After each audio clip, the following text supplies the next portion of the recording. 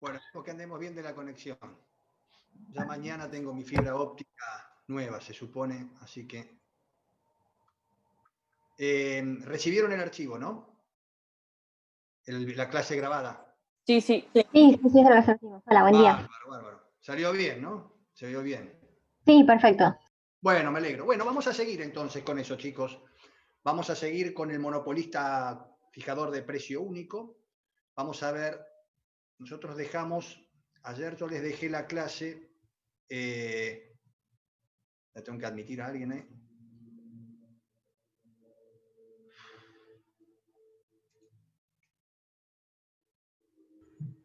Admití. Bueno. Yo le había dejado la clase en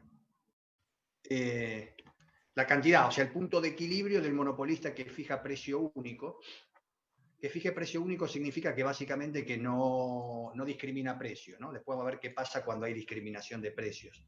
Pero bueno, el monopolista que fija precio único, vimos el punto donde el monopolista maximizaba beneficio, que era justamente el punto en donde el ingreso marginal se igualaba al costo marginal, y a partir de ahí determinaba Q y endógenamente determinaba P.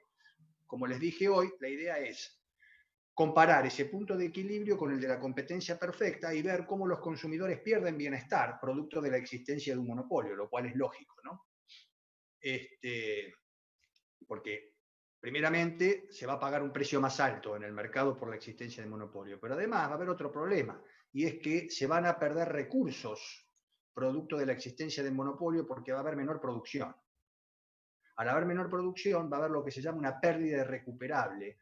¿Por qué? Porque básicamente va a haber una cierta cantidad de bienes y servicios que la economía no los va a generar. ¿Por qué? Porque el monopolio no produce tanto.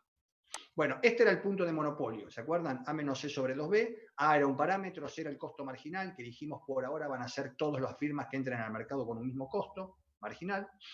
Y acá habíamos llegado, hasta acá habíamos llegado ayer. ¿Está bien? ¿Vamos bien ahí? ¿Sí? Perfecto, sí. Bueno, el ingreso marginal básicamente puede ser creciente o decreciente. Eso tiene que estar asociado a lo siguiente. En el caso de la competencia perfecta, el ingreso marginal es el precio, ¿no?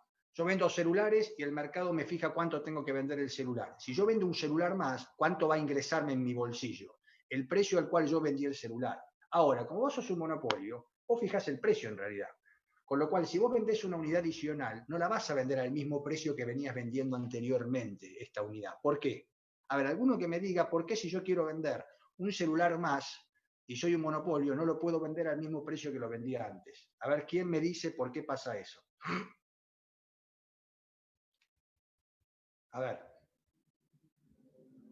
Intuitiva es la pregunta, ¿eh? No requiere de matemática, es de economía. A ver, ¿por qué alguno de ustedes me podría responder, si yo quiero vender un celular más y soy monopolio del celular, o sea, soy el único que provee el celular, ¿por qué vender un celular más no lo voy a poder hacer al mismo precio que vendí el anterior? Porque vos sos el único oferente de este bien y justamente va a bajar el precio cuando más creás, ¿no? O sea, cuando más producís. Claro, está más o menos tu respuesta, pero está bien, digamos, dentro de todo, está bien focalizada. Si yo quiero vender un celular más, tengo que atraer a gente que hasta ahora no me compró el celular al precio que yo lo estaba vendiendo, con lo cual necesariamente me voy a desplazar a la derecha en la curva de demanda por vender una más y lo voy a hacer a un precio más bajo. ¿Por qué? Porque tengo que atraer a aquel cliente que hasta ahora no se lo vendí. Con lo cual, a partir de este momento, puede haber dos posibles tramos del ingreso marginal. Un ingreso marginal positivo, donde si yo vendo una unidad más, mi ingreso aumenta, o un ingreso marginal negativo, donde yo vendo una unidad más, pero en vez de tener más ingreso, tengo menos ingreso. ¿Por qué? Porque al vender una unidad más, por ahí, el incremento que tuve en el ingreso producto de esa unidad adicional, en vez de aumentar, me lo disminuyó. ¿Se entiende que puedo tener ingreso marginal negativo? No ingreso positivo, no ingreso negativo, ingreso marginal. ¿Tá? Una unidad adicional que yo vendo, en vez de aumentarme el ingreso, me lo reduce. ¿Por qué? Porque tuve que bajar el precio más que proporcionalmente de lo que aumentó la cantidad, ¿me entendés? Bajo el precio 1% para vender más celulares, pero resulta que la cantidad demandada aumenta en 0,5%. Conclusión, mi ingreso asociado a esa unidad adicional, en vez de aumentar, o sea, En vez de haber incrementado yo mi ingreso al vender más, lo reduje. ¿Tá? Eso es un poco lo que está ahí, el tema de los ingresos marginales. Bueno, vamos a analizar ahora cómo quedaría la estructura de mercado en términos de competencia perfecta versus monopolio, comparando 4 variables: la cantidad individual, la cantidad agregada, competencia, monopolio, el precio que cobraría el monopolista, y el precio sabemos que es igual al costo marginal en competencia perfecta, y cuánto es la ganancia del monopolio y cuánto es la ganancia de una empresa competitiva. Vamos a empezar con el monopolio. Sabemos que el monopolista, dijimos hace un rato, que fija un único precio, determina una cantidad equivalente a A menos E sobre 2B. Esta cantidad la calculamos antes, igualando la derivada del beneficio a cero. Esta cantidad es positiva, sabemos que A tiene que ser mayor a C para que esto tenga sentido. Eso dijimos que iba a ocurrir en la medida que los mercados estén abastecidos por el sector privado. ¿Tá? No necesariamente puede ocurrir que el sector privado esté interesado en un mercado, sobre todo cuando hay costos fijos. Esto lo tengo escrito en otro paper que escribí, que después se los voy a mostrar, ¿no? Si vos tenés un costo fijo alto que cubrir y hay mercados que son muy pequeños en cuanto a la cantidad de clientes que vas a tener, en esos mercados a vos no te va a interesar proveer el bien, si sos monopolio puro y encima privado. Entonces, ahí vienen las famosas teorías que justifican la intervención del Estado. ¿Por qué? Porque el sector privado hay ciertas áreas que no le interesa proveer el bien, con lo cual entonces el Estado tiene que o subsidiarlo o proveer directamente el bien él. Eso, recuerde, ocurre cuando este A es inferior a C. Recordemos que el A viene dado por el tamaño del mercado en términos de la predisposición a pagar. ¿Se acuerdan de eso? El A venía dado por la predisposición a pagar de los consumidores y el C es el costo. Entonces, imagínense que encima de un costo variable C, el monopolio tiene un costo fijo. En ese caso, nada garantiza que el beneficio del monopolio sea positivo. Vos producís A menos C sobre 2B, ponele que esa cantidad es positiva, pero cuando le restás al costo C un costo fijo, por ahí el tamaño de mercado es suficientemente chico como para que vos, monopolista, no amortices tus costos fijos, con lo cual en ese mercado no operarías. ¿Tá? Eso sucede mucho. ¿Tá? Por algo no hay subtes en Mendoza, por algo no hay subtes en Rosario, y sí hay subtes en Buenos Aires. Y los hay desde el año 1930, porque Buenos Aires era la ciudad con mayor densidad poblacional de América Latina. Más que San Pablo tenía en el año 1920. Por eso el primer subte, aunque no lo crean, en América Latina, fue el subte de la línea A.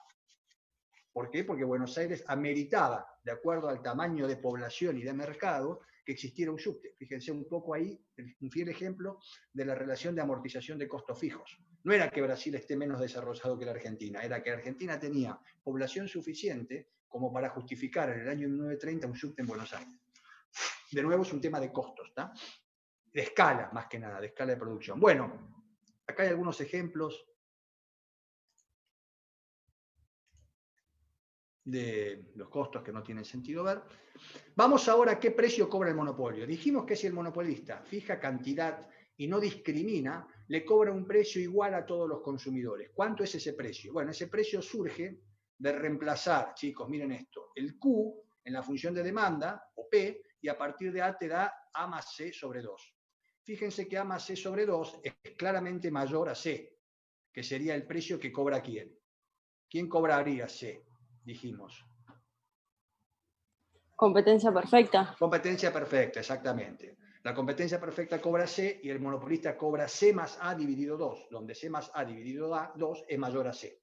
Con lo cual, evidentemente, el monopolio ya está cobrando, está haciendo lo que se llama cargar un markup. ¿El markup qué es? A tu costo marginal le cargas un valor A sobre 2, o si queréis le cargas un valor equivalente a A.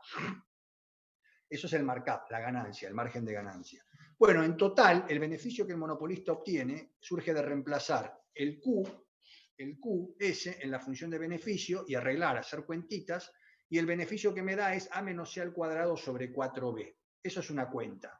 Esa cuenta es el ingreso extraordinario, mejor dicho, la renta que el monopolista obtiene del sector privado, ¿tá? En términos de ¿qué? De la ganancia que está obteniendo él. Vamos a ver dentro de un rato que es un rectángulo. El rectángulo de base por altura que sacás o que está por arriba de los costos.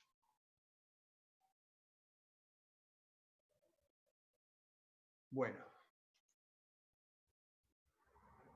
Vamos ahora a la otra. Voy a borrar acá. Bien, vamos ahora a la siguiente filmina. Acá está. Acá tienen el cuadro del beneficio del monopolio. ¿Se ubican cómo es esto? El monopolio produce A menos C sobre 2B y cobra A más C sobre 2. ¿Estamos de acuerdo? ¿El costo cuál es? La producción A más C sobre 2 multiplicado por la altura, ¿que cuánto es? C. Ese sería el costo de producción. ¿Está bien que este es el costo de producción? ¿Está bien? Este área es el costo de producción. ¿Están viéndolo ahí? Sí, sí. Bárbaro, muy bien.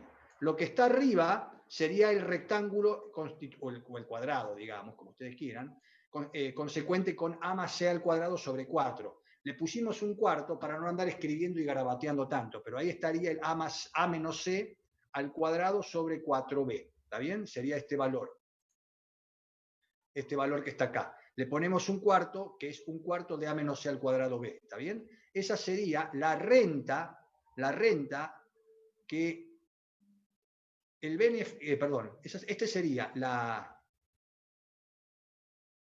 voy a borrar, sería la renta que el monopolista obtiene y que le está extrayendo a los consumidores. Este pedazo, ese cuadrado, rectángulo, como ustedes quieran, es el excedente que los consumidores están perdiendo por el hecho de que hay monopolio. Y ahora lo vamos a ver acá abajo. ¿Qué vamos a hacer abajo? Vamos a ver abajo cuál sería la performance de la competencia perfecta.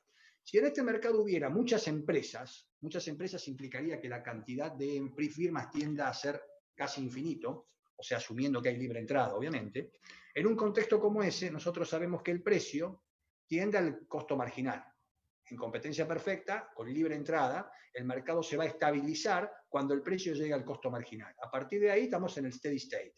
Bueno, en ese steady state, la cantidad, en vez de ser A menos C sobre 2B, es A menos C sobre B. Esta cantidad ya la calculamos la clase de ayer, cuando les mostré cuál sería la intersección entre la demanda y el costo marginal. En ese punto, precio y costo marginal se igualan, y la cantidad consistente con ese mercado es A menos C sobre B. O sea que la competencia perfecta cobraría un precio igual al costo marginal, menor al del monopolio, y encima produce el doble. De manera tal que el beneficio en competencia perfecta, ustedes saben, es aproximadamente cero. Cero desde el punto de vista económico, el costo de oportunidad del capital invertido desde el punto de vista contable. Bueno, esas son las comparaciones entre el monopolio y la competencia perfecta que quería mostrarles. Y que están acá hechas, está hecha acá, digamos, este sería el punto de la competencia, ¿no? Acá estaría la competencia perfecta produciendo, igualando la demanda, que es esta, que es precio en función de cantidad. Recordemos que la demanda a partir de ahora es el propio precio, ¿no? Porque es precio en función de cantidad. En realidad, nosotros podríamos haber definido cantidad en función del precio, que esa es la típica demanda, pero ¿qué estamos haciendo? Definimos precio en función de cantidad, ¿para qué? Para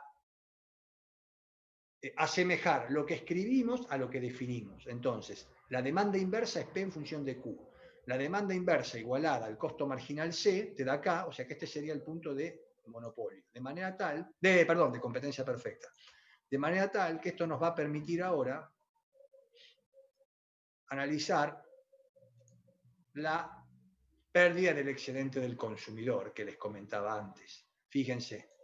El excedente del consumidor en competencia perfecta es todo este área, todo este rectángulo.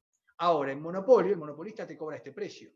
Con lo cual, esta parte que está acá, que era la ganancia del monopolio, es la pérdida de bienestar de los consumidores en términos de que los consumidores ahora pierden todo esto de su excedente. Es el excedente que el monopolista obtiene, lo obtiene a costas de que es una transferencia de recursos de los consumidores al monopolio. ¿Tá? A ver, chicos, las ganancias y las pérdidas son flujos en términos financieros y económicos, de manera tal que la ganancia de uno tiene que ser pérdida de otro, porque en definitiva hay transferencia de recursos. Entonces, el beneficio extraordinario del monopolio, ese área que era A menos C al cuadrado sobre 4B, es una transferencia de recursos de los consumidores que van al monopolio, en términos de que los consumidores ahora pagan un precio más alto. Entonces, tenemos como primera medida esto, que es una pérdida de bienestar de los consumidores. Pero, como el monopolista produce A menos C sobre 2B, que es esto que está acá, y la competencia producía, dijimos, A menos C sobre B, a partir de ahora hay algo llamado pérdida irrecuperable, que es este triángulo. Este triángulo, la sociedad lo pierde. Es dinero, que lo puedo calcular como base por altura sobre 2, ese triángulo, es dinero que la economía no genera. ¿Por qué? Porque como el monopolio produce menos que la competencia, al producirse menos va a haber menos recursos, menos riqueza generada. Esa menor riqueza generada es equivalente en términos monetarios a ese triángulo que se define como pérdida de bienestar asociada a irrecuperable, una pérdida irrecuperable de bienestar. ¿Se entendió ese concepto? Sí, por mí sí. Bueno, bien. Con lo cual, el excedente de los consumidores, luego de que exista un monopolio, queda resumido a solamente este triángulo. O sea, del total del triángulo que antes había, todo el grande quedó solamente este pedazo. ¿Tá? Lo voy a borrar para que se vea bien. ¿Tá? O sea, borrando todo esto, acá que me queda. Me queda que el excedente de los consumidores, finalmente, al haber un monopolio, queda resumido a este triángulo. Se pierde el cuadrado, que es transferencia de recursos de los consumidores al productor, y se pierde el otro triángulo, que es equivalente a lo que se llama la pérdida de bienestar o pérdida irrecuperable de bienestar por el efecto de la menor producción por parte del monopolio. Bueno, acá está el excedente del productor, etcétera, un poco la definición. Y bueno, y como vimos hay una pérdida de bienestar, y acá está la llamada pérdida de bienestar asociada a la pérdida de bienestar de los consumidores, porque pagan un precio más alto y tienen menos excedente de consumidor, pero que es transferida al productor, y la pérdida irrecuperable. ¿Está bien? Profe, Sí. es que yo no entendí muy bien la diferencia entre el cuadrito de excedente de productor y la pérdida irrecuperable, porque al final ambas serían pérdida de bienestar del consumidor, ¿o no? No, una pérdida es del consumidor. El cuadrado es una pérdida del consumidor. Este rectángulo es una pérdida de la sociedad. Ya. ¿Está bien?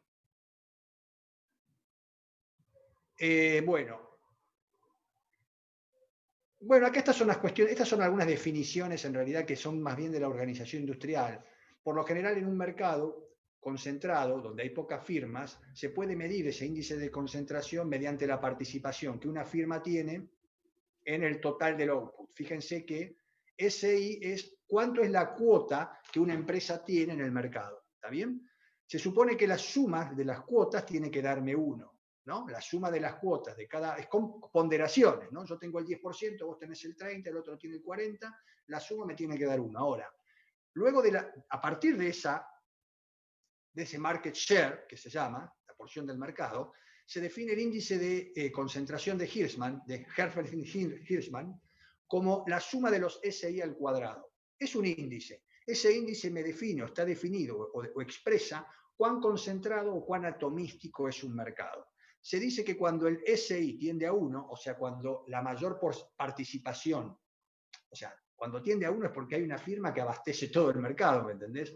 Con lo cual, cuando el índice S es más cercano a 1, más concentrado está el mercado, y cuando ese índice tiende a 0, quiere decir que todas somos partecitas muy chiquititas del mercado, menor concentración existe. En el límite, cuando el H tiende a 0, estás en competencia perfecta, y cuando el HH tiende a 1, estás en monopolio. ¿Tá? Un H de 0,9 implicaría un mercado muy concentrado. ¿Qué significa? Que hay una empresa que tiene una porción muy grande, una o dos, y hay un montón de empresas que tienen porciones pequeñas, ¿entendés? Para eso sirve esto. Bueno, tenemos que pasar ahora al modelo de Kuhn, pero déjenme ver una cosa. Quiero ver una cosa. No.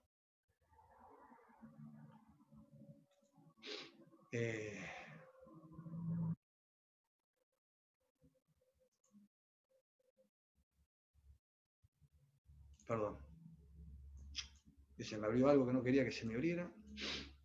Que perdí yo quería abrir otra filmina, pero no la encontré.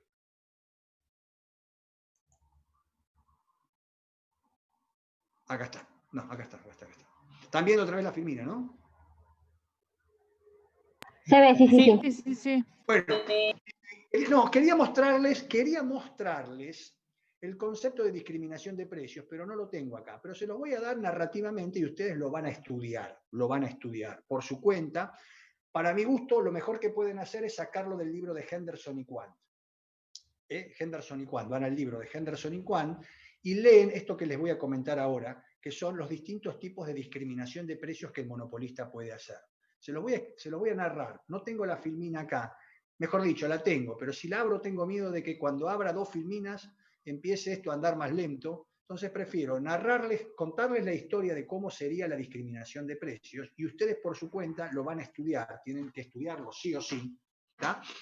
Del libro de Henderson y Quant. ¿Qué es esto? Después nos lo podés mandar por el Classroom. ¿Sabés qué? Yo tengo el Henderson y Quant en libro, o sea que tendría que sacarle foto y va a quedar medio pedorro eso. ¿Por qué no lo bajan ustedes? Googleenlo, bájenlo, lo cuelgan y si no, yo les doy la versión mía sacándole foto. Serían unas 6, 7 hojas sacándole foto, no queda muy lindo eso. Por eso te digo, googleenlo, lo van a encontrar el libro. Si no, le digo a los chicos que a ver si alguno lo tiene digitalizado. Porque de nuevo, si yo te lo mando, tengo que sacarle foto. ¿Me entendés? Para eso lo buscas vos. A ver, alguno que esté ahí. Está en el Drive, creo. ¿Listo? Bárbaro. En el Drive está, pero me parece que está el capítulo de equilibrio parcial. No sé si está todo Henderson o está todo Henderson. Está todo el libro. Ah, bueno, entonces ya está. Búsquenlo de ahí. Yo se los voy a ir contando. Para no perder el tiempo y abriéndolo yo, ya les digo. Quiero tener una sola filmina abierta porque si entro a abrir más cosas tengo miedo de que esto se me colapse. ¿Tá? A partir de mañana yo empiezo a tener buen internet, pero hoy todavía estoy con una señal débil que es de mi vecino, así que no quiero hacer zafarranchos, prefiero contarles. Bueno, esto que les quiero contar es qué pasa cuando el monopolio lo que hace es discriminar precio. Discriminar precio implica que yo le cobro un precio distinto a cada consumidor según su predisposición a pagar. Obviamente que yo tengo que tener información de esa predisposición a pagar, pero créanme que hoy la Big Data te da información de las personas, ¿no? Vos indirectamente, cuando haces alguna compra o haces alguna búsqueda, los procesos estos de Big Data, de grandes datos, te empiezan a permitir segmentar a los grupos de la demanda según características. Si bien no saben quién sos vos, de alguna manera pueden agruparte a vos junto con otras personas y se dan cuenta que hay ciertos atributos que ustedes los representan en el mercado. Esto está muy de moda ahora en la econometría. La nueva econometría, la econometría que se está estudiando hoy, es econometría de Big Data. Es más que útil justamente para esto que te estoy explicando ahora, que es la discriminación de precios. Si yo lograra ver las características de cada consumidor o grupos de consumidores y lograra calcular medianamente su predisposición a pagar, en un mundo como ese, me aprovecho o me apropio de todo el excedente del consumidor. ¿Por qué? Le voy a decir por qué. Vamos al gráfico este que está acá, que era el gráfico donde uno suponía estaba la competencia perfecta. Miren este gráfico. Miren este gráfico. ¿Están viendo este gráfico? ¿Lo están viendo, sí o no? Sí, perfecto. Sí. Bueno,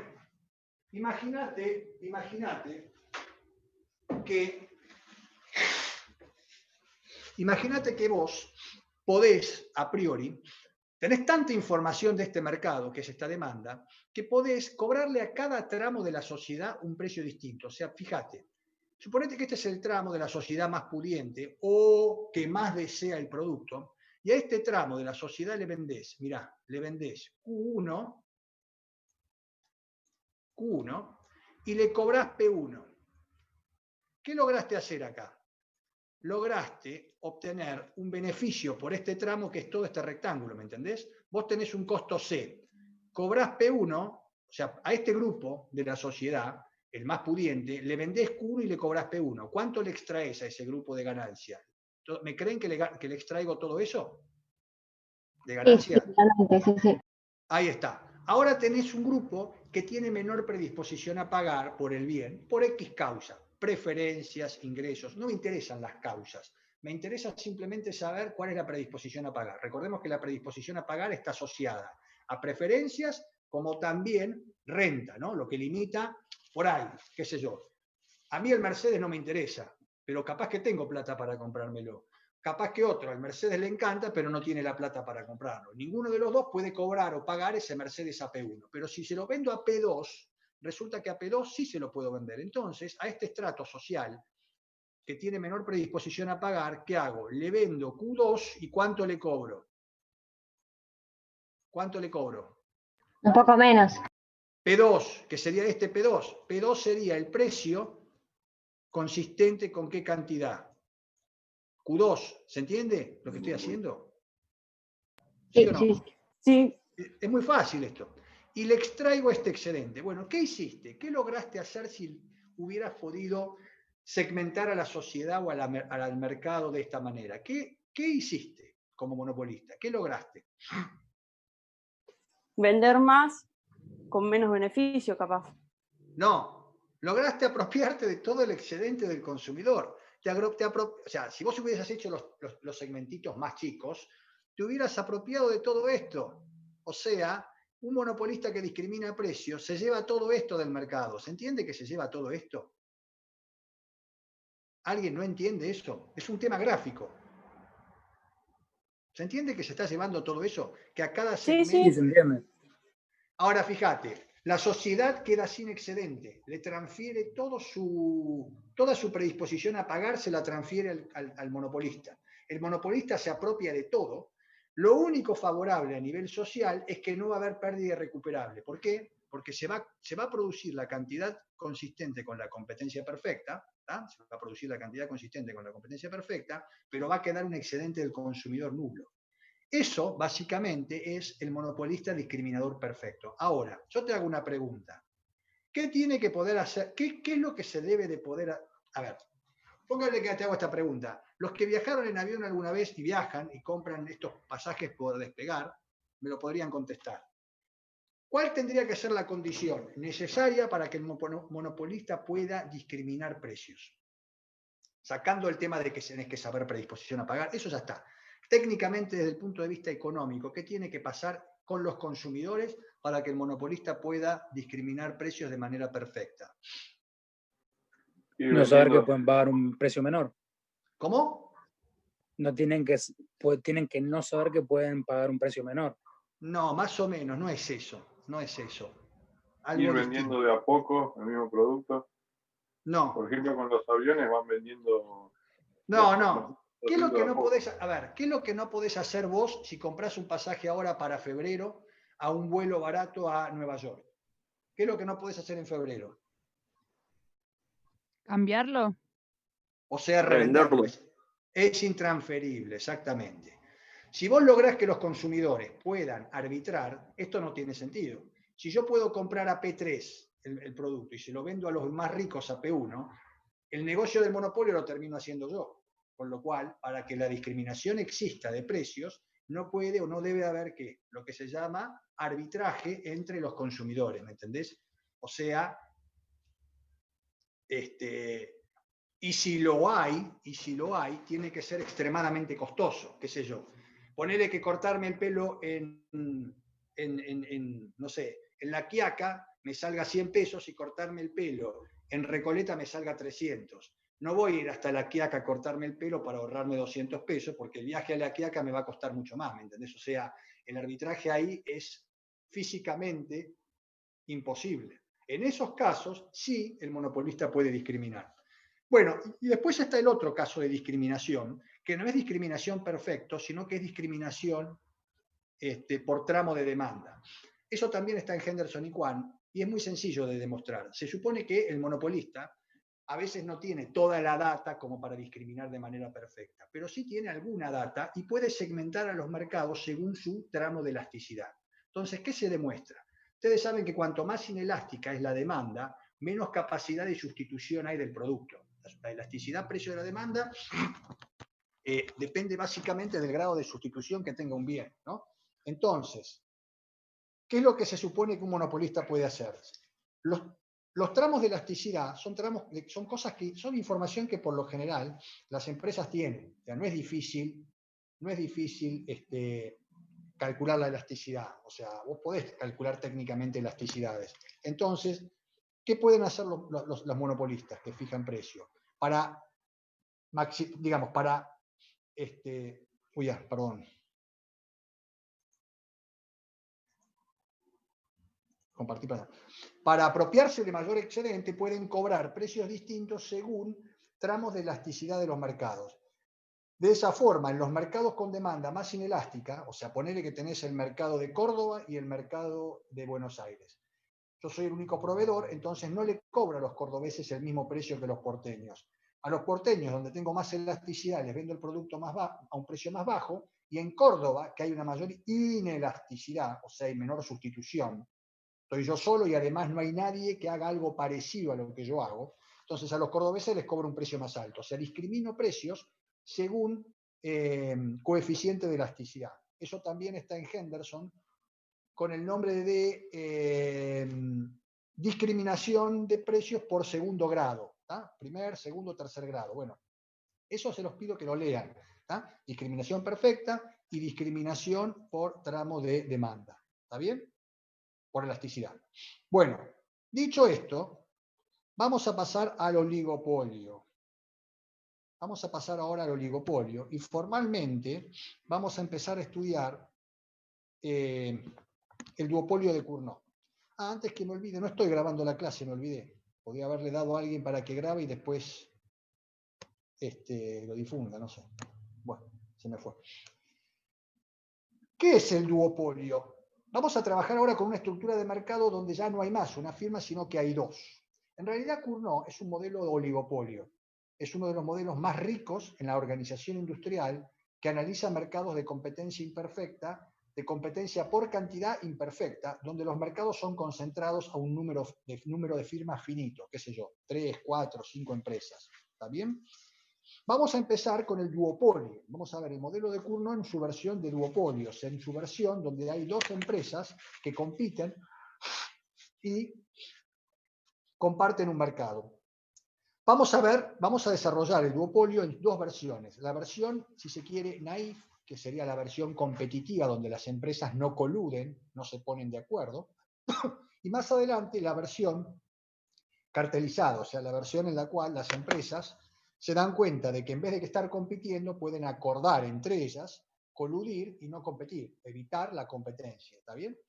Qué sé yo. Vos dividimos el mercado, vos te quedás con esta parte y yo me quedo con esta. Ni yo me meto con tus clientes, ni vos te metés con los míos, ¿me entendés? Bueno, esa sería la estructura. ¿Están viendo, no, la filmina? Sí, se ve. Sí, se ve.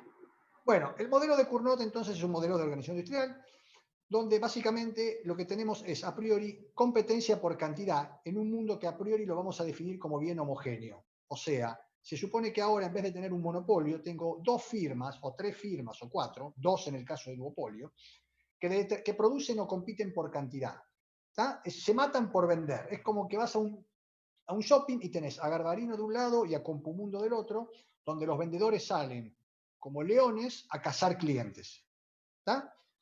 Los dos te venden el mismo producto al mismo precio, pero lo que tratan de hacer es seducirte a que vos entres a su local y ellos venderte tu producto. O sea que el bien que producen es homogéneo. Venden el mismo televisor al mismo precio, pero lo que quieren hacer es captar clientes. De alguna manera te seducen.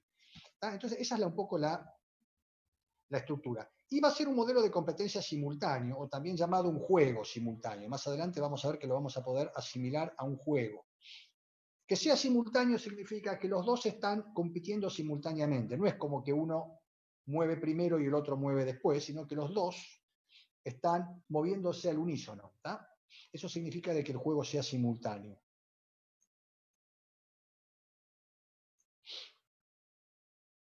Bueno. ¿Qué pasa? A partir de ahora, esto es volver un poco a lo que vimos atrás, seguimos asumiendo costos simétricos, ¿tá? Seguimos asumiendo costos simétricos, con lo cual los costos de cada una de las firmas vamos a asumir son los mismos. En realidad acá no está. Acá los costos no serían simétricos. Si yo tengo 6 es porque hay costos diferenciados. Vamos a asumir primero que los costos son simétricos, o sea que los C son todos iguales. Pero ¿qué es lo novedoso respecto a lo que veníamos viendo hasta recién? Lo novedoso es que ahora la función de demanda no va a estar definida para un solo competidor, sino que va a haber muchos competidores en el mercado. O al menos, por lo menos, más de uno. O sea que el Q va a ser como mínimo Q1 más Q2. Si fueran dos firmas tendríamos un duopolio. Si fueran tres firmas tendríamos un triopolio, etc. ¿Qué pasa? A partir de ahora viene algo llamado, viene una nueva noción, que es la primera noción, si se quiere, estratégica de lo que venimos viendo en este curso. ¿Por qué? Porque a partir de este momento, de ahora, ya, va a empezar a surgir lo que se llama un modelo de generación de expectativas. ¿Por qué? Por la sencilla razón de que ahora, a partir de ahora, la rentabilidad mía y tuya son interdependientes. ¿Por qué? Suponete que el mouse lo podemos vender a 10 pesos, que vos vendés 8 unidades y yo vendo 7. Si yo vendiera una unidad más y vos te mantenés constante con tu cantidad, yo aumento mi rentabilidad. ¿Por qué? Porque al vender más, gano más plata. Pero ¿qué pasa? Un aumento en mi rentabilidad se va a traducir en una reducción en la tuya. ¿Por qué? Porque al yo vender más, el precio que vos estás vendiendo tu producto cae. ¿Por qué? Porque hay una interdependencia entre P y Q. El Q ahora se determina en términos míos y tuyos, con lo cual el P se determina entre vos y yo. Con lo cual, si yo aumento la producción y vos te mantenés con producción constante, por ahí yo aumento mi rentabilidad, pero vos la disminuís porque el precio, al yo aumentar mi producción, cae. Con lo cual, a partir de ahora, cada empresa tiene que empezar a pensar qué va a ser su rival. Con lo cual, ahora aparece la noción de estrategia definida en su digamos, mayor riqueza en la teoría de los juegos. Dicho sea de paso, cuando terminen la materia los invito, yo doy 2 materias optativas en la facultad, soy titular de 2 materias optativas, una de esas es teoría de juegos, que es a lo que me especializo, y otra es behavioral economics, que es economía del comportamiento y experimental, donde estudiamos todo esto, donde analizamos básicamente con simulaciones, etcétera, cómo interactúan las personas, cómo las personas interactúan en un mercado, qué piensa cada uno de lo que va a ser el otro y qué piensa el otro de lo que va a ser uno. Y a partir de ahí surge todo lo que es la interdependencia, la competencia, la guerra entre las empresas, los acuerdos, las concentraciones en los mercados. Bueno, todo eso surge a partir de ahora, de este preciso momento en donde empezamos a ver comportamientos, si se quiere, estratégicos asociados a qué? A que yo tengo que pensar cómo vas a mover vos y vos tenés que pensar cómo voy a mover yo para tomar una decisión eficiente. Ya vamos a ver algunos experimentitos interesantes sobre teoría de juegos, pero por ahora el objetivo de la clase de hoy es llegar aunque sea al equilibrio de Cournot, de Nash-Cournot. Bueno, vamos a empezar, como les dije, con un duopolio, el duopolio de Cournot, con costos simétricos. O sea, lo primero que vamos a ver es de la demanda anterior, vamos a asumir costos simétricos y la vamos a evaluar para un duopolio. ¿Qué significa que es un duopolio? Que hay 2 empresas, una con la otra, que se quieren sacar los clientes. Es como que están Garbarino y Musimundo, o Compumundo, y ambas están al acecho de deber captar clientes. Con lo cual, las políticas, ¿cuáles son? Anticiparse a sacar el cliente al otro. Es como cuando, miren, no es tan difícil de pensar esto, ¿no? Es como cuando vos querés agarrar un asiento en un colectivo, en la época que se podía viajar en colectivo, y otra persona también. ¿Qué tienen que pensar? Primero, los dos tienen que pensar cuál va a ser el asiento que se va a liberar. Por otro, en función de esa creencia, tienen que aproximarse primero, antes que el otro, ¿a qué? Al asiento para captarlo. Con lo cual yo tengo que empezar a captar qué movimientos haces vos, a partir de esos movimientos, qué movimientos debería de hacer yo, tal que el primer asiento que se libere lo pueda agarrar yo y vos no. Con lo cual, de nuevo, está la interdependencia. Está pensar qué va a hacer el otro y el otro está pensando qué voy a hacer yo. ¿Dónde está todo eso focalizado en el caso del modelo este? A partir de la demanda, a partir de la expectativa sobre el precio que va a prevalecer en el mercado. Está quedando menos de un minuto. Cuando se corte, volvemos y hacemos 10 minutitos más. ¿tá? Entonces, la función de demanda ahora es una demanda A menos BQ1 menos BQ2. Lo que hice ahí fue distribuir Q, porque Q es la suma de Q1 más Q2, de manera tal que ahora la demanda me queda una demanda A menos BQ1 menos BQ2. ¿Está bien hasta ahí? Costos simétricos y la demanda definida para 2 firmas. ¿Bien? ¿Bien? Sí, perfecto. Bueno, esperemos que ahora se corte y volvemos. Profe, antes de que se corte, ¿puedo hacer una consulta? Sí. Vio que recién dijo de monopolio discriminador de precios. Esa filmina Sí. que usted mencionaba, ¿está En Henderson no está subida. Henderson tenés que ir al capítulo donde lo plantea, pero lo que sí puede pasar es que estén las filminas, que estén las filminas manuscritas mías en la página de la facultad.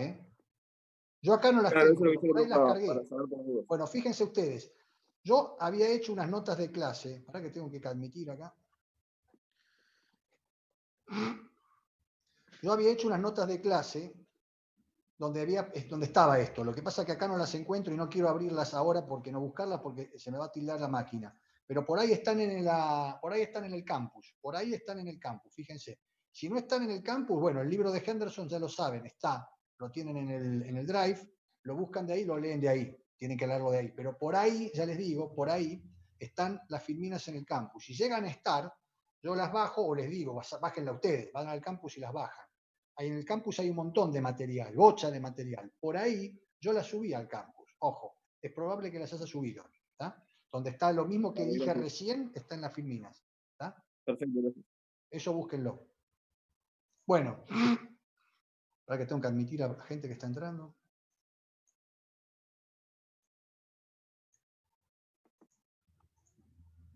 Tengo que admitir, estoy admitiendo gente. Si no puedo admitir.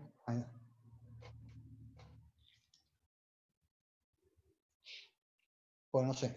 Se supone que se están uniendo.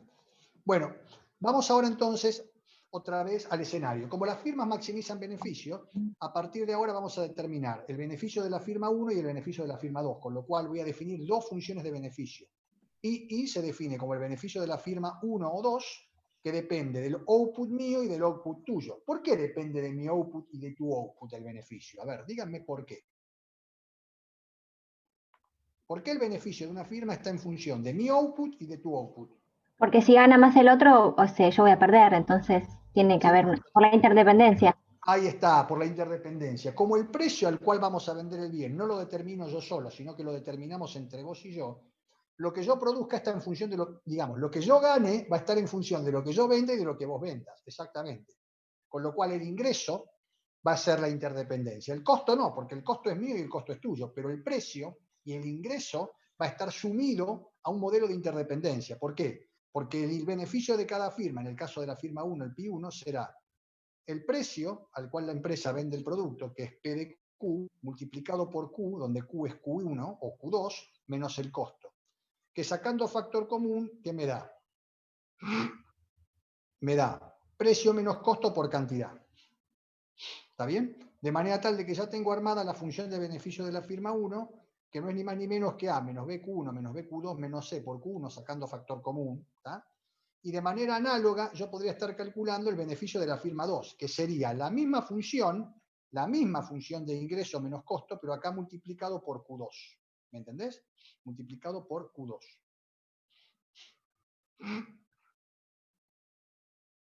Bueno. ¿Qué pasa? Como vimos anteriormente, cada firma maximiza beneficio. Maximizar beneficio implica derivar la función de beneficio respecto a la cantidad respectiva que vos producís, igualarla a cero y despejar la cantidad. ¿Qué es lo que aparece a partir de ahora? Y esto es fundamental que se entienda. Lo que aparece a partir de ahora es un comportamiento estratégico entre las firmas, de manera tal que la cantidad ahora no surge por sí sola, sino que surge a partir de una llamada función de reacción.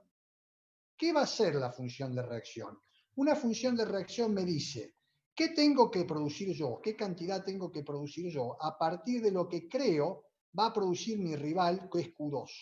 Con lo cual, a partir de ahora se va a generar un mecanismo de expectativas o de creencias que me hacen o me determinan o me piden o me exigen que para cada cosa que vos hagas yo tengo que determinar qué es lo que yo tendría que hacer que hace máximo mi beneficio en función de lo que vos hagas. Entonces, para cualquiera sea Q2, para cualquier Q2 que yo quiera conjeturar va a ser mi rival, yo tengo que determinar cuál sería mi Q1. Entonces, por ejemplo, imagínense que Q2 fuera 0. Si Q2 fuera 0, ¿cuánto tendría que valer Q1?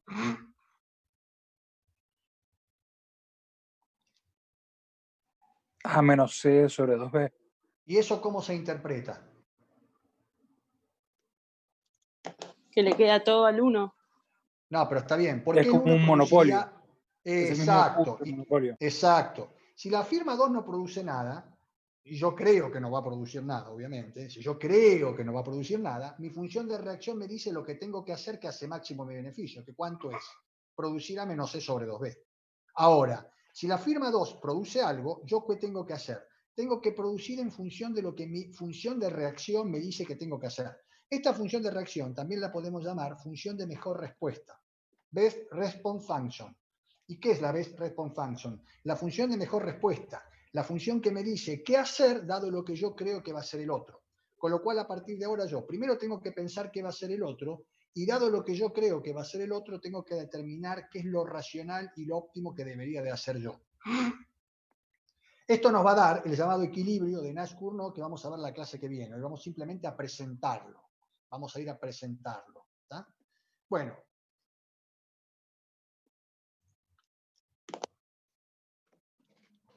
Así como determiné la función de reacción de la empresa 1, voy a poder determinar la función de reacción de la empresa 2. ¿Tá? La función de reacción de la empresa 2 surge de manera análoga a la de la 1. La empresa 2 maximiza beneficio, deriva la función de beneficio respecto a Q, la iguala a 0 y ¿qué obtiene? Obtiene su función de reacción, que es análoga a la de la firma 1, porque estamos en un escenario de simetría. Somos dos empresas que compiten en el mercado, cada uno va con su producción al mercado, pero la producción cada uno que lleva es una producción que está asociada a la cantidad o al precio que vas a creer vas a vender vos tu producto. Pero ese precio que vos vas a creer vas a vender tu producto está en función de la expectativa que vos tengas acerca de lo que va a ser tu rival. De manera tal de que nuestro modelo se va a resumir en un sistema de dos ecuaciones y dos incógnitas en las cuales las cantidades se van a determinar simultáneamente a partir de la resolución de este sistema de ecuaciones o funciones de reacción. Vamos a ver una de las maneras de encontrar el equilibrio hoy. Vamos a encontrar el equilibrio. Hay varias formas. Vamos a ver una, que es la primera de ellas, que es para mí la más interesante de todas. Las otras se las dejo para que la lean ustedes y el lunes las vemos, que es esto. Encontrar un equilibrio en este duopolio es encontrar una solución a este sistema de funciones de reacción, que aunque no lo crean, esto ya lo vamos a ver un poquito más adelante, lo que vamos a hacer indirectamente es determinar un equilibrio de Nash. ¿Qué es un equilibrio de Nash? Es un equilibrio en una situación estratégica donde cada individuo reacciona optimizando. Reaccionar optimizando implica que dado lo que yo creo que vas a hacer, la decisión que yo tomo es la mejor respuesta que yo puedo dar a la estrategia o el movimiento que vos hagas. Cuando todos actuamos de esa manera, se logra un equilibrio armónico de Nash en el cual ningún individuo tiene incentivos a modificar lo que está haciendo. O sea, es un mundo donde todos optimizan de manera descentralizada y se logra un equilibrio interdependiente, donde lo que yo hago depende de lo que vos hagas y lo que vos hacés depende de lo que yo haga. Cuando yo actúo en respuesta a lo que vos hacés y vos actuás en respuesta a lo que yo hago, donde esas respuestas son respuestas de máximo beneficio, en una situación así estamos en equilibrio. Formalmente, ese equilibrio en este modelo se determina a partir de la resolución de este sistema de ecuaciones. La resolución de este sistema de ecuaciones es la resolución del equilibrio de Nash-Cournot. Vamos a ver una de las formas de resolver esto. Hay 5 maneras de resolver este sistema. Pero vamos a ver la primera de ellas, que es el método iterativo, que es el método que yo a priori considero es el que mejor ejemplifica un equilibrio de Nash-Cournot. ¿Cómo implica resolver esto? Esto implica resolver estas funciones de reacción. A ver, resolver esas funciones de reacción implica sustituirlas y sacar y ya está. El tema es que cuando vos resolvés el sistema así, no te estás dando cuenta qué está pasando. Para darme cuenta qué realmente está pasando en el modelo, yo tendría que ir haciendo un método iterativo que me va diciendo qué es lo que yo tengo que hacer a partir de lo que creo yo vas a hacer vos. Eso me lleva a este esquema. Este esquema me dice que si yo creo que yo soy la firma 1, miren esto, yo soy la firma 1 y creo que la firma 2 va a producir 0, yo tendría que producir A menos C sobre 2B, que era lo que me decía antes. ¿Tá? Ahora bien, es lógico de que si yo produzco A menos C sobre 2B, vos, firma 2, produzcas A menos C sobre 2B. Perdón, lo dije mal. Si yo realmente produzco A menos C sobre 2B, ¿es verdad que la firma 2 produce 0? O sea, si yo creo que vos producís 0, yo produzco A menos C sobre 2B. Pero si yo produzco A menos C sobre 2B, ¿es verdad que vos producís 0? ¿Sí o no? ¿Es verdad o no? No, no es verdad.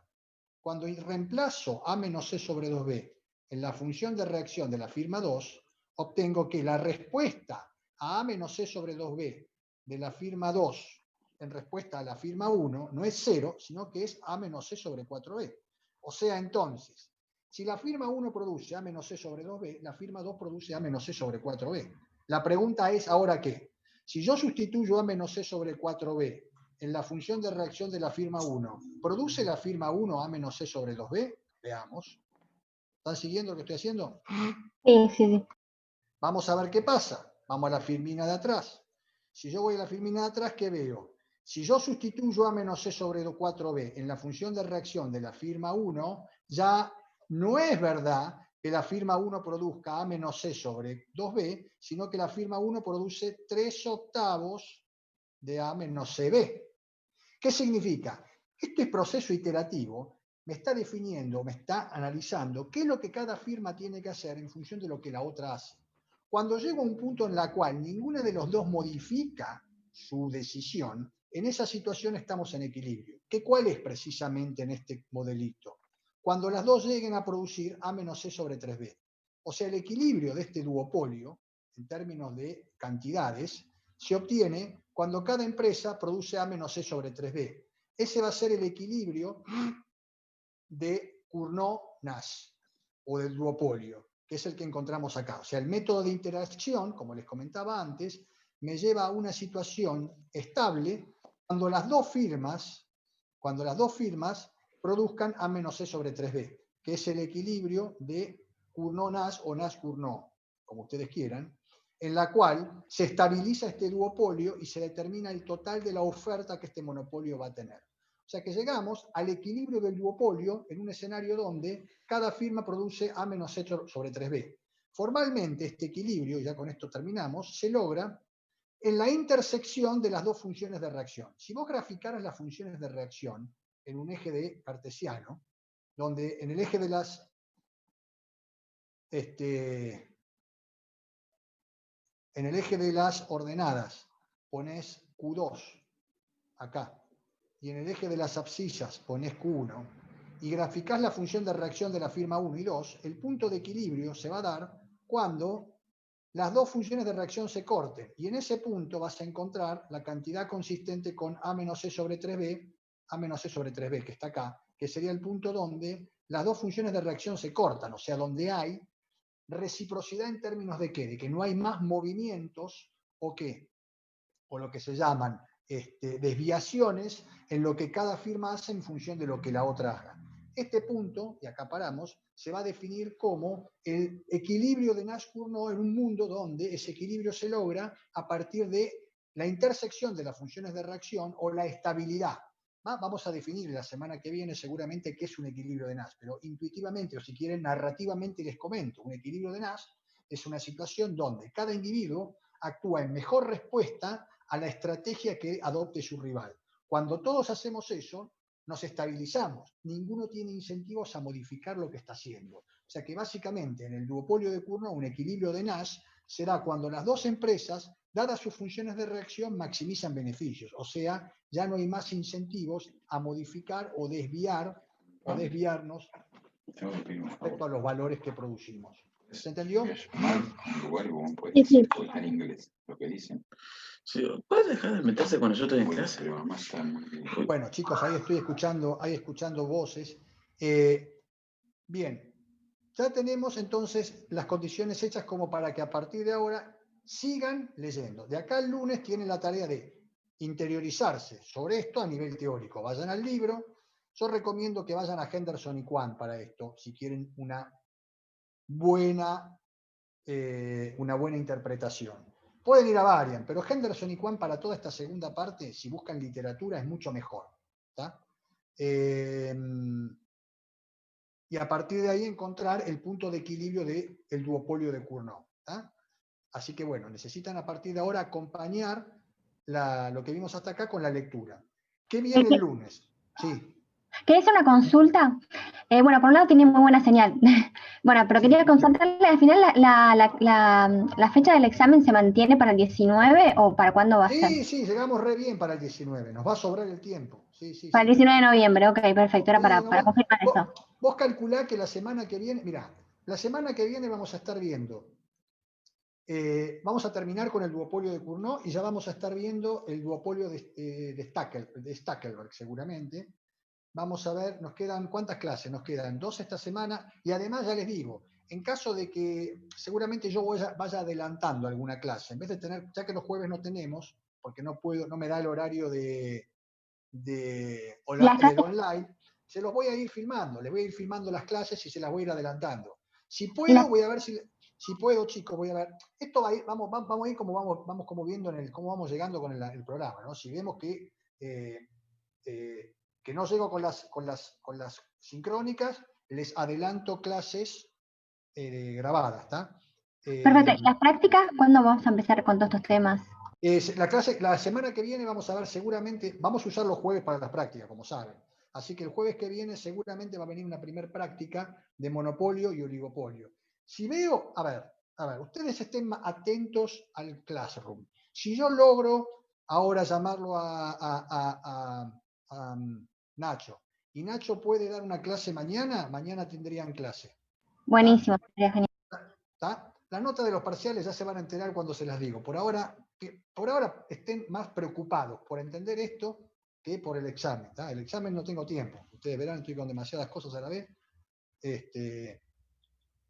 Eso lo van a saber. No me lo pregunten porque no tiene sentido preguntar. ¿Está? El comportamiento estratégico. Yo voy a anticiparme a su pregunta. El día que estén les digo. ¿Está? Así que si no les digo nada, no pregunten porque no están. Eso de nuevo, un equilibrio de NAS esto. No es que me olvido que si corregí los exámenes no me voy a olvidar de que los tengo corregidos porque es un laburo, se los voy a decir. ¿Está? Bueno, entonces, esténse atentos al Classroom porque por ahí podemos armar una clase práctica para mañana en donde vean monopolio, competencia perfecta y duopolio de Cournot, aunque sea para resolver esto. Yo creo que voy a poder arreglarla seguro. Así que esténse atentos al Classroom, donde ahí les damos la novedad o la noticia sobre esto. Después, entren al campus de la materia y fíjense si no está el archivo de discriminación de precios. Yo creo que creo que al archivo lo subí y le puse como nombre discriminación de precios. Son 3 o 4 hojitas manuscritas que explican lo que dije yo. Y además lean el libro. ¿Tá? Hay que leer el libro. Las filminas son una parte de todo esto. Si ustedes no leen el libro no van a aprobar. ¿Tá? Estos son notas de clase, básicamente. Ustedes tienen que ir a la literatura. Con lo cual, mi recomendación es que para esta segunda parte usen Henderson y Kwan. Vayan a monopolio, a discriminación, a duopolio de Henderson y Kwan. Es mejor que Varian. Para mi gusto es mejor que Varian. Y además, lo que Henderson y Kwan te explica en 3 páginas, Varian te lo explica en un capítulo. Varian es guitarrero, es muy guitarrero, muy guitarrero. Henderson y Kwan no. Entonces yo me oriento porque vayan a Henderson y Kwan para estudiar esto. ¿Tá? Bueno, y esténse atentos al Classroom para ver si mañana hagamos una clase práctica. ¿Está bien? Buenísimo, muchas gracias. Bueno, ¿alguna duda más? Pablo, Sí. estas hojas manuscritas de discriminación de precios están en el Drive. ¿Están qué? Están en el Drive. Ah, ¿están puestas? Pero pará, las que yo te digo, las notas de clase mías.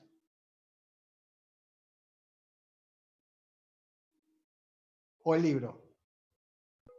Las notas de clase son 4 hojas manuscritas. Ah, perfecto, ahí están, listo, me quedo tranquilo, quiere decir que están subidas. Es más, yo las voy a buscar del Drive porque yo no las tengo en mi computadora, las debo de haber perdido en algún lado, así que está bien, perfecto, ahí están los casos. Están sí o sí el discriminador perfecto y también está el discriminador por tramo de elasticidad.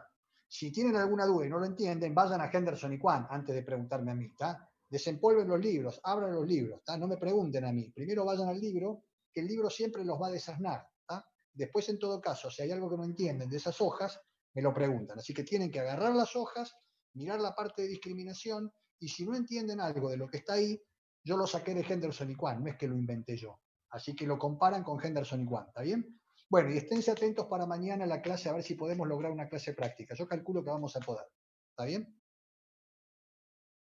Buenísimo, muchas gracias, sí. Listo. Conmigo nos reunimos el lunes para ver básicamente la parte de, vamos a ver, una noción de teoría de juegos para entender primero vamos a ver cuáles son los resultados de este modelo en términos de beneficio, etcétera.